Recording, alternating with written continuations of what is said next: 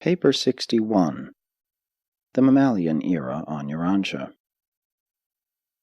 The era of mammals extends from the times of the origin of placental mammals to the end of the Ice Age, covering a little less than 50 million years.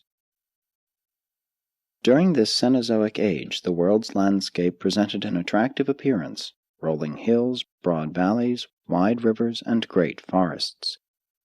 Twice during this sector of time the Panama Isthmus went up and down. 3 times the Bering Strait land bridge did the same.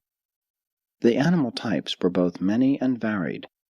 The trees swarmed with birds, and the whole world was an animal paradise, notwithstanding the incessant struggle of the evolving animal species for supremacy. The accumulated deposits of the 5 periods of this 50-million-year era contain the fossil records of the successive mammalian dynasties and lead right up through the times of the actual appearance of man himself. 1. The new continental land stage, the age of early mammals. 50 million years ago, the land areas of the world were very generally above water or only slightly submerged. The formations and deposits of this period are both land and marine, but chiefly land. For a considerable time the land gradually rose, but was simultaneously washed down to the lower levels and toward the seas.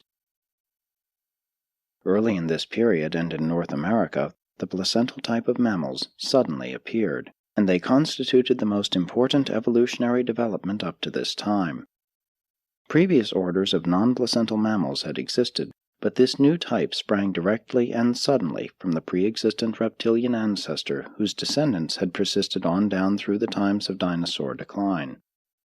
The father of the placental mammals was a small, highly active, carnivorous, springing type of dinosaur. Basic mammalian instincts began to be manifested in these primitive mammalian types.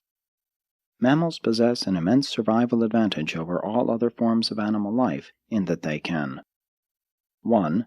Bring forth relatively mature and well-developed offspring. 2. Nourish, nurture, and protect their offspring with affectionate regard. 3. Employ their superior brain power in self-perpetuation. 4. Utilize increased agility in escaping from enemies. 5. Apply superior intelligence to environmental adjustment and adaptation. 45 million years ago, the continental backbones were elevated in association with a very general sinking of the coastlines. Mammalian life was evolving rapidly. A small reptilian egg-laying type of mammal flourished, and the ancestors of the later kangaroos roamed Australia. Soon there were small horses, fleet-footed rhinoceroses, tapirs with proboscises, primitive pigs, squirrels, lemurs, possums, and several types of monkey-like animals. They were all small, primitive, and best suited to living among the forests of the mountain regions. A large ostrich-like land bird developed to a height of 10 feet and laid an egg 9 by 13 inches. These were the ancestors of the later gigantic passenger birds that were so highly intelligent and that one time transported human beings through the air. The mammals of the early Cenozoic lived on land, under the water, in the air, and among the treetops. They had from 1 to 11 pairs of mammary glands, and all were covered with considerable hair. In common with the later appearing orders, they developed 2 successive sets of teeth and possessed large brains in comparison to body size. But among them all, no modern forms existed.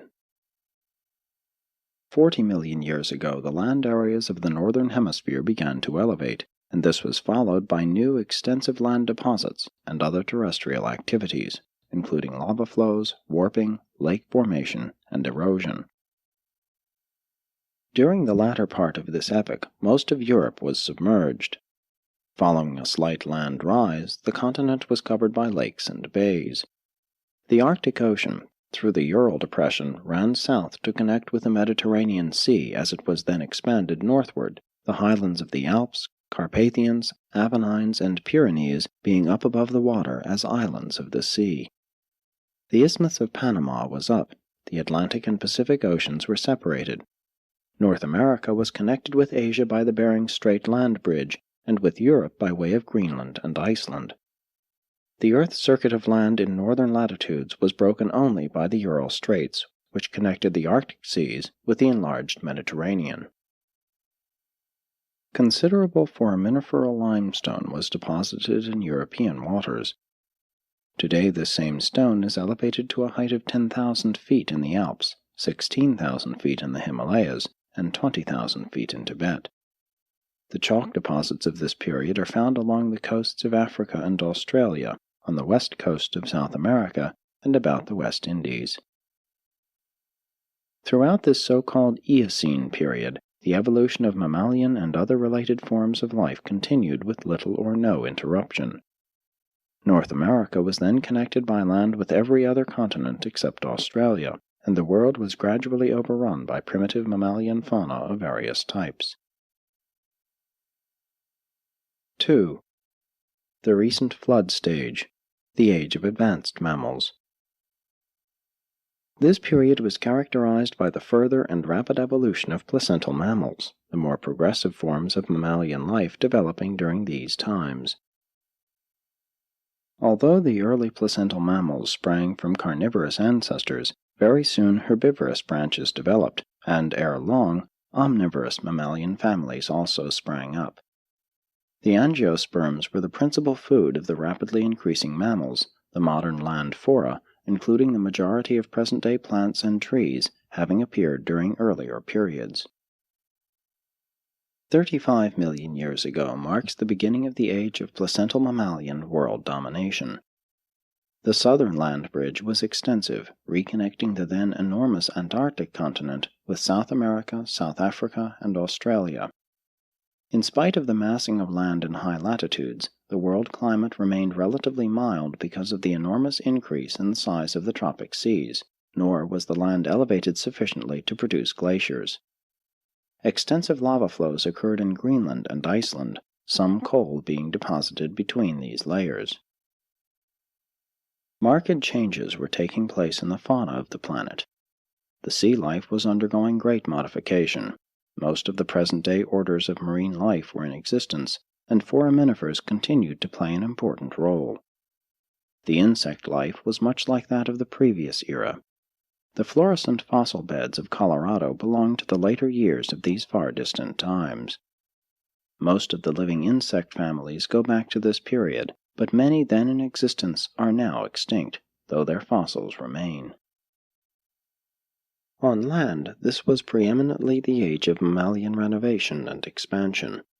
Of the earlier and more primitive mammals, over 100 species were extinct before this period ended.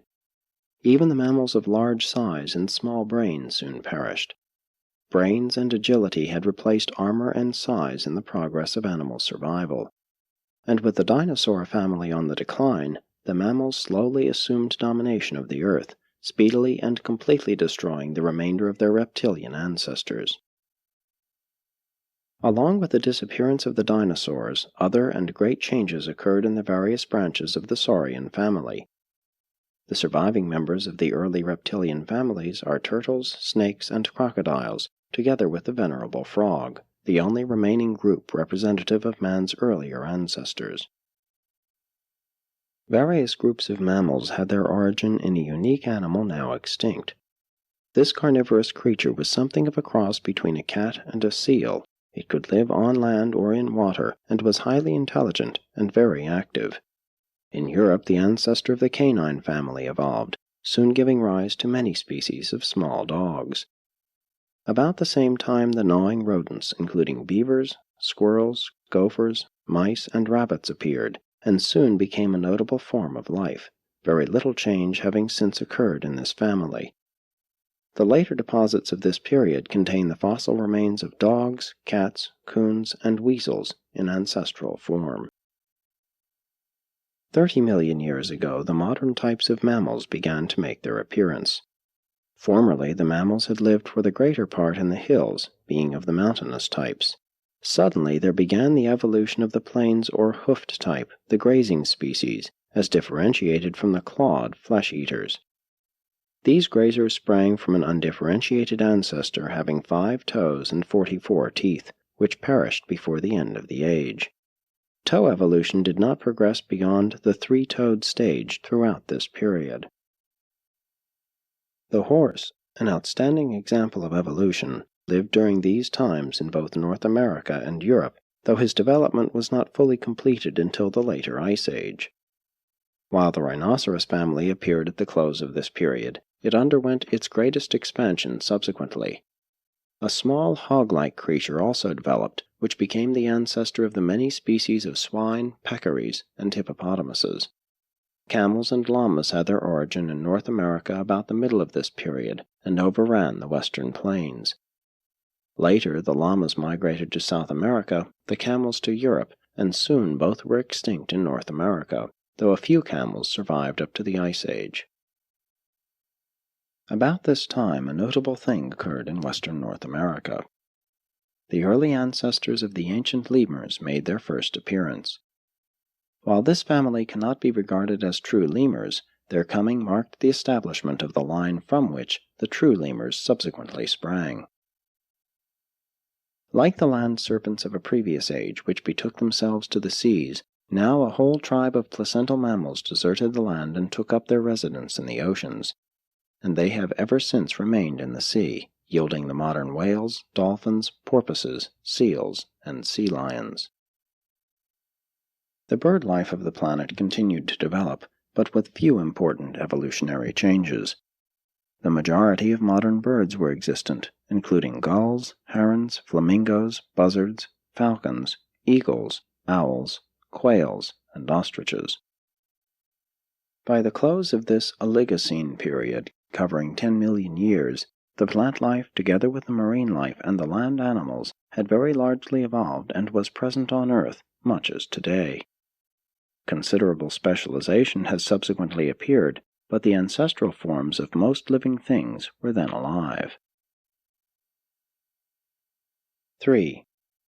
The modern mountain stage, age of the elephant and the horse. Land elevation and sea segregation were slowly changing the world's weather, gradually cooling it, but the climate was still mild.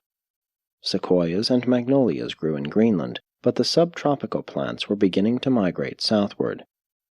By the end of this period, these warm climate plants and trees had largely disappeared from the northern latitudes, their places being taken by more hardy plants and the deciduous trees.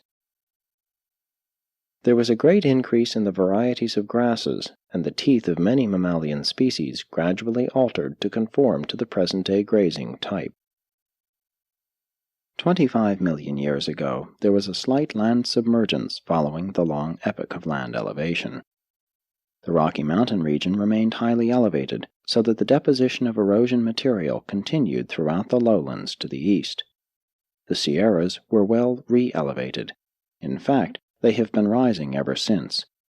The Great 4-Mile Vertical Fault in the California region dates from this time. 20 million years ago was indeed the golden age of mammals. Bering Strait land bridge was up, and many groups of animals migrated to North America from Asia, including the four-tusked mastodons, short-legged rhinoceroses, and many varieties of the cat family. The first deer appeared, and North America was soon overrun by ruminants, deer, oxen, camels, bison, and several species of rhinoceroses, but the giant pigs, more than 6 feet tall, became extinct. The huge elephants of this and subsequent periods possessed large brains as well as large bodies, and they soon overran the entire world except Australia. For once, the world was dominated by a huge animal with a brain sufficiently large to enable it to carry on. Confronted by the highly intelligent life of these ages, no animal the size of an elephant could have survived unless it had possessed a brain of large size and superior quality. In intelligence and adaptation, the elephant is approached only by the horse, and is surpassed only by man himself. Even so, of the 50 species of elephants in existence at the opening of this period, only 2 have survived. 15 million years ago, the mountain regions of Eurasia were rising, and there was some volcanic activity throughout these regions, but nothing comparable to the lava flows of the Western Hemisphere. These unsettled conditions prevailed all over the world. The Strait of Gibraltar closed, and Spain was connected with Africa by the old land bridge, but the Mediterranean flowed into the Atlantic through a narrow channel which extended across France, the mountain peaks and highlands appearing as islands above this ancient sea. Later on, these European seas began to withdraw. Still later, the Mediterranean was connected with the Indian Ocean, while at the close of this period, the Suez region was elevated, so that the Mediterranean became, for a time, an inland salt sea. The Iceland land bridge submerged, and the Arctic waters commingled with those of the Atlantic Ocean. The Atlantic coast of North America rapidly cooled, but the Pacific coast remained warmer than at present. The great ocean currents were in function, and affected climate much as they do today. Mammalian life continued to evolve. Enormous herds of horses joined the camels on the western plains of North America. This was truly the age of horses as well as of elephants. The horse's brain is next in animal quality to that of the elephant, but in one respect it is decidedly inferior, for the horse never fully overcame the deep-seated propensity to flee when frightened. The horse lacks the emotional control of the elephant, while the elephant is greatly handicapped by size and lack of agility. During this period an animal evolved which was somewhat like both the elephant and the horse, but it was soon destroyed by the rapidly increasing cat family. As Urantia is entering the so-called horseless age, you should pause and ponder what this animal meant to your ancestors. Men first used horses for food, then for travel, and later in agriculture and war. The horse has long served mankind and has played an important part in the development of human civilization. The biologic developments of this period contributed much toward the setting of the stage for the subsequent appearance of man. In Central Asia, the true types of both the primitive monkey and the gorilla evolved, having a common ancestor, now extinct. But neither of these species is concerned in the line of living beings which were, later on, to become the ancestors of the human race.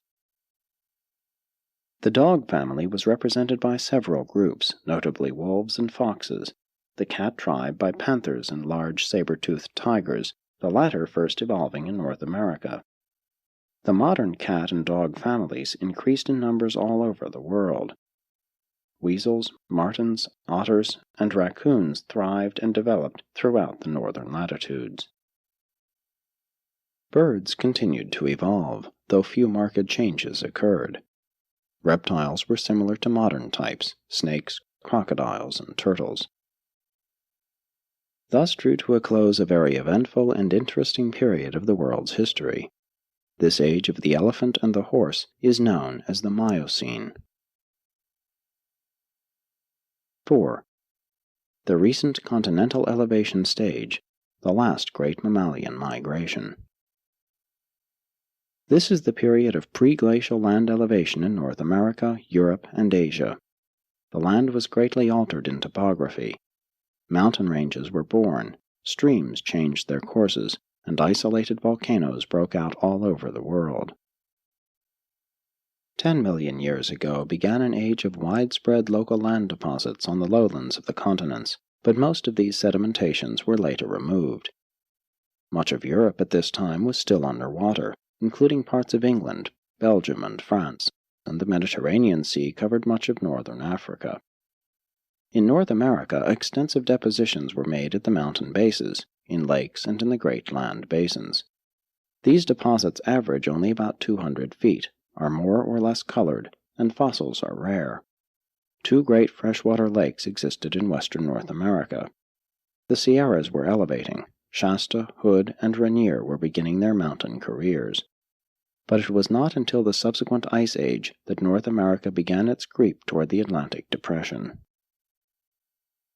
For a short time all the land of the world was again joined excepting Australia, and the last great worldwide animal migration took place. North America was connected with both South America and Asia, and there was a free exchange of animal life. Asiatic sloths, armadillos, antelopes, and bears entered North America, while North American camels went to China. Rhinoceroses migrated over the world except Australia and South America, but they were extinct in the Western Hemisphere by the close of this period. In general, the life of the preceding period continued to evolve and spread. The cat family dominated the animal life, and marine life was almost at a standstill. Many of the horses were still three-toed, but the modern types were arriving. Llamas and giraffe-like camels mingled with the horses on the grazing plains. The giraffe appeared in Africa, having just as long a neck then as now. In South America, sloths, armadillos, anteaters, and the South American type of primitive monkeys evolved. Before the continents were finally isolated, those massive animals, the mastodons, migrated everywhere except to Australia. 5 million years ago, the horse evolved as it now is, and from North America migrated to all the world. But the horse had become extinct on the continent of its origin long before the red man arrived. The climate was gradually getting cooler. The land plants were slowly moving southward. At first, it was the increasing cold in the north that stopped animal migrations over the northern isthmuses. Subsequently, these North American land bridges went down.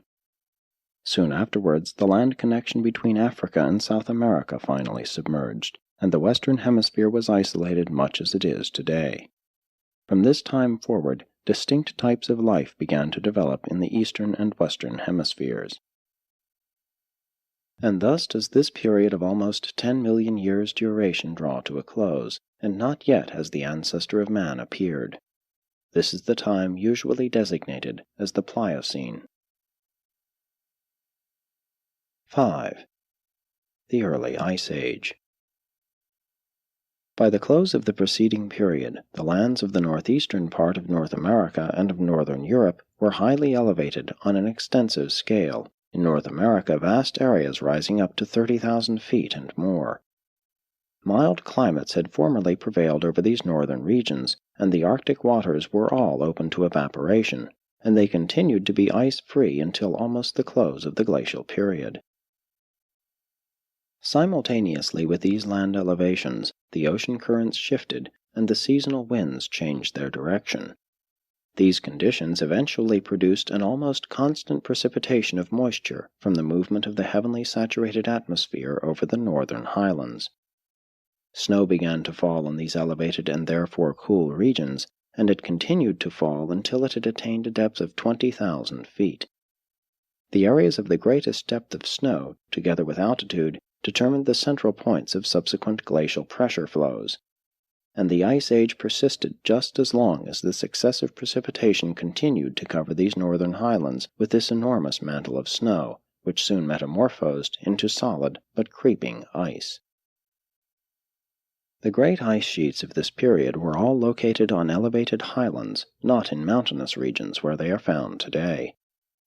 1/2 of the glacial ice was in North America, 1/4 in Eurasia, and 1/4 elsewhere, chiefly in Antarctica. Africa was little affected by the ice, but Australia was almost covered with the Antarctic ice blanket. The northern regions of this world have experienced 6 separate and distinct ice invasions, although there were scores of advances and recessions associated with the activity of each individual ice sheet. The ice in North America collected in 2 and later 3 centers. Greenland was covered and Iceland was completely buried beneath the ice flow. In Europe, the ice at various times covered the British Isles, excepting the coast of southern England, and it overspread western Europe down to France. 2 million years ago, the first North American glacier started its southern advance. The Ice Age was now in the making, and this glacier consumed nearly 1 million years in its advance from and retreat back toward the northern pressure centers. The central ice sheet extended south as far as Kansas. The eastern and western ice centers were not then so extensive. 1,500,000 years ago, the first great glacier was retreating northward.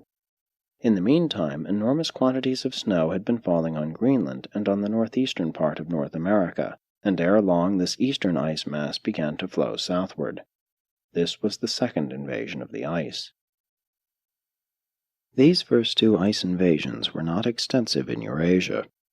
During these early epochs of the Ice Age, North America was overrun with mastodons, woolly mammoths, horses, camels, deer, musk oxen, bison, ground sloths, giant beavers, saber-toothed tigers, sloths as large as elephants, and many groups of the cat and dog families. But from this time forward, they were rapidly reduced in numbers by the increasing cold of the glacial period.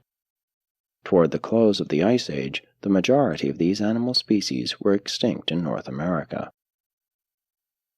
Away from the ice, the land and water life of the world was little changed. Between the ice invasions, the climate was about as mild as at present, perhaps a little warmer. The glaciers were, after all, local phenomena, though they spread out to cover enormous areas. The coastwise climate varied greatly between the times of glacial inaction and those times when enormous icebergs were sliding off the coast of Maine into the Atlantic, slipping out through Puget Sound into the Pacific, and thundering down Norwegian fjords into the North Sea. 6. Primitive Man in the Ice Age. The great event of this glacial period was the evolution of primitive man. Slightly to the west of India, on land now under water, and among the offspring of Asiatic migrants of the older North American lemur types, the dawn mammals suddenly appeared. These small animals walked mostly on their hind legs, and they possessed large brains in proportion to their size and in comparison with the brains of other animals. In the 70th generation of this order of life, a new and higher group of animals suddenly differentiated. These new mid-mammals, almost twice the size and height of their ancestors and possessing proportionately increased brain power, had only well established themselves when the primates, the third vital mutation, suddenly appeared.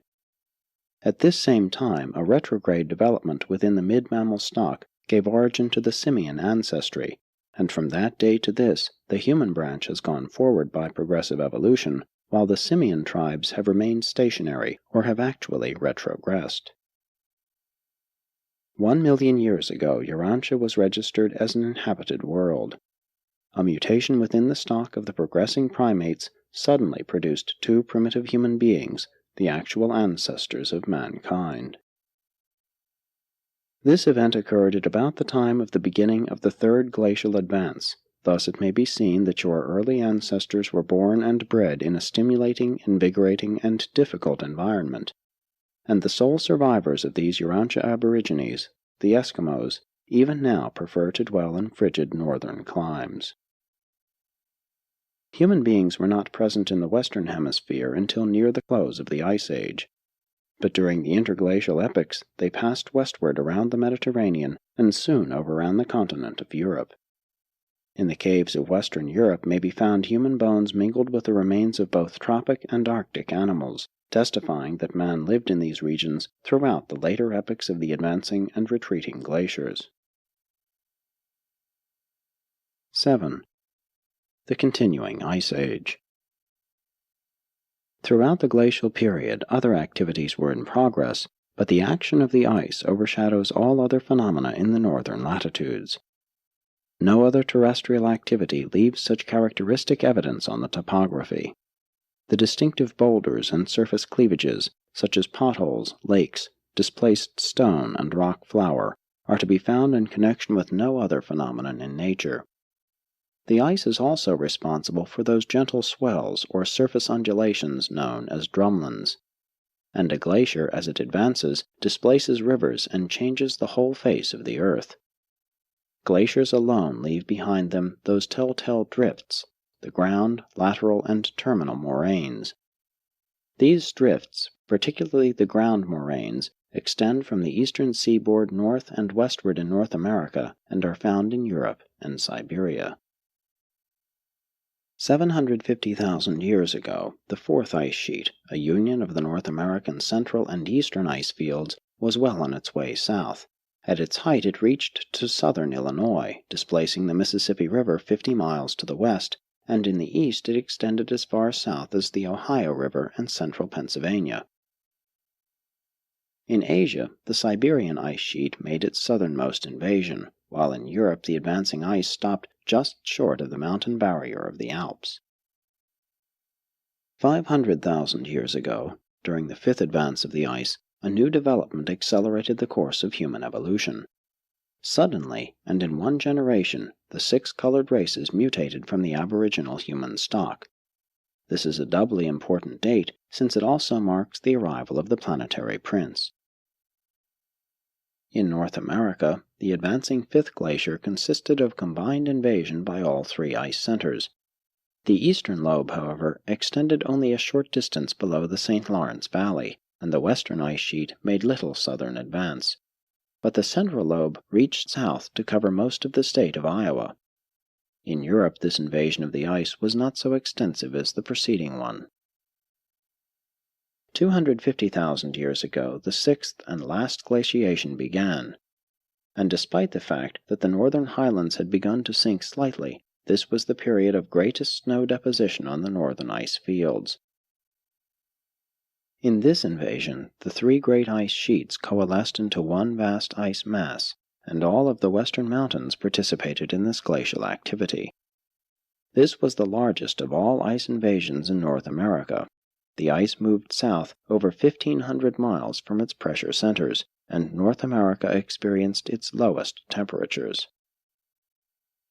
200,000 years ago, during the advance of the last glacier, there occurred an episode which had much to do with the march of events on Urantia, the Lucifer Rebellion. 150,000 years ago, the sixth and last glacier reached its farthest points of southern extension, the western ice sheet crossing just over the Canadian border, the central coming down into Kansas, Missouri, and Illinois, the eastern sheet advancing south and covering the greater portion of Pennsylvania and Ohio. This is the glacier that sent forth the many tongues or ice lobes which carved out the present-day lakes, great and small. During its retreat, the North American system of Great Lakes was produced, and Urantian geologists have very accurately deduced the various stages of this development and have correctly surmised that these bodies of water did, at different times, empty first into the Mississippi Valley, then eastward into the Hudson Valley, and finally, by a northern route, into the St. Lawrence. It is 37,000 years since the connected Great Lakes system began to empty out over the present Niagara route. 100,000 years ago, during the retreat of the last glacier, the vast polar ice sheets began to form, and the center of ice accumulation moved considerably northward. And as long as the polar regions continued to be covered with ice, it is hardly possible for another glacial age to occur, regardless of future land elevations or modifications of ocean currents. This last glacier was 100,000 years advancing, and it required a like span of time to complete its northern retreat. The temperate regions have been free from ice for a little over 50,000 years. The rigorous glacial period destroyed many species and radically changed numerous others. Many were sorely sifted by the to and fro migration which was made necessary by the advancing and retreating ice.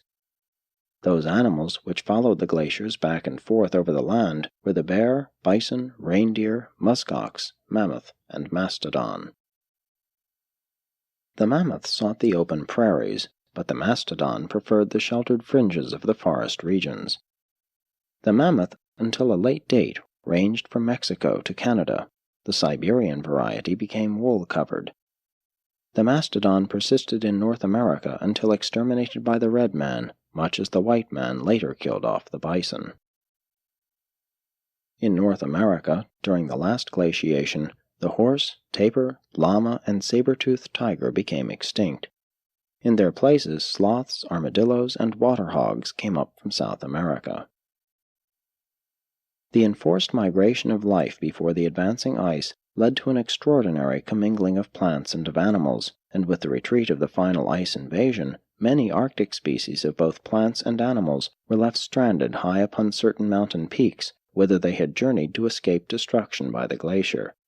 And so today these dislocated plants and animals may be found high up on the Alps of Europe and even on the Appalachian Mountains of North America. The Ice Age is the last completed geologic period, the so-called Pleistocene, over 2 million years in length.